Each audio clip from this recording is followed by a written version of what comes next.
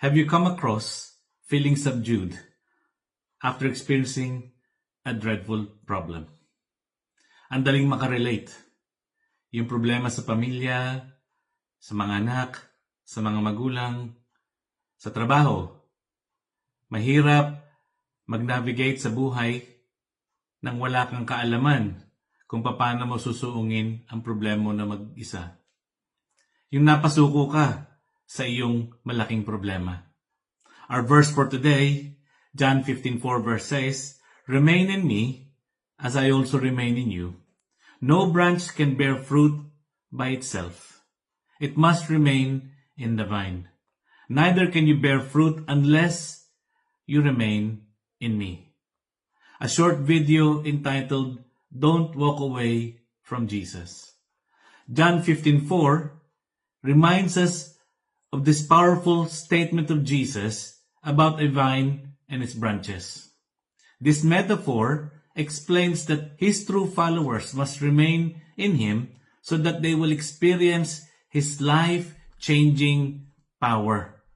He is the only source who can sustain us when we are undergoing trials and challenges that is beyond our strength and abilities.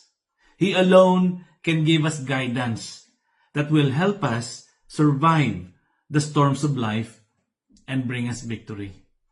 Yung ang magulang mo nahihirapan, kailangan niya ng tulong, gusto mong manalangin sa ating Panginoong Hesus, hindi mo alam kung paano ang gagawin, kailangan tayong dapat nakakonekta palagi sa ating Panginoon, hindi lang kung kailan natin kailangan ng tulong ng Diyos. Kailangan natin ng consistency sa ating pananampalataya. Kailangan tayong laging magbasa ng kanyang salita nang sa ganon yung kanyang salita ang nagbibigay sa atin ng kaliwanagan, ng kalakasan, at nagbibigay sa atin ng karunungan kung paano tayo magiging malakas sa ating pamumuhay.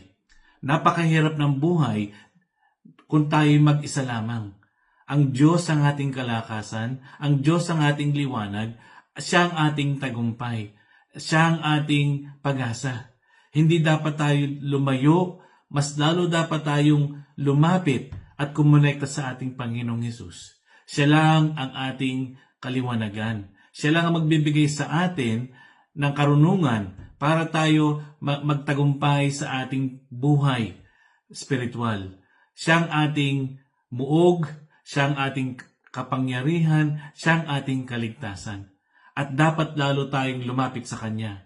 Huwag tayong lumayo sa ating Panginoong Hesus. Huwag tayong magkamali na suungin ang ating problema na mag-isa lamang dahil siya lang ang magbibigay sa atin ng daan para natin mapagtagumpayan ang hirap na kinakaharap natin sa buhay na ito.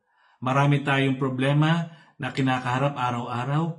Nandyan ang problema sa buhay natin personal. Nandyan ang problema ng ating mga magulang na kailangan din nating ipanalangin at tulungan. Nandun ang mga anak natin na nangangailangan ng gabay. Kung wala tayong gabay ng ating Panginoong Diyos, napakahirap na tayo magbigay ng gabay sa ating mga mahal sa buhay. Kaya kailangan natin ng salita ng Diyos na nagbibigay sa atin ng patuloy na kaliwanagan at karunungan sa ating mga problema na mahirap solusyonan ng mag-isa lamang. Mas lalo tayong lumapit sa ating Diyos dahil siya lang ang ating pag-asa. Pagpalain kayong lahat sa pangalan ng Panginoong Hesus. Amen.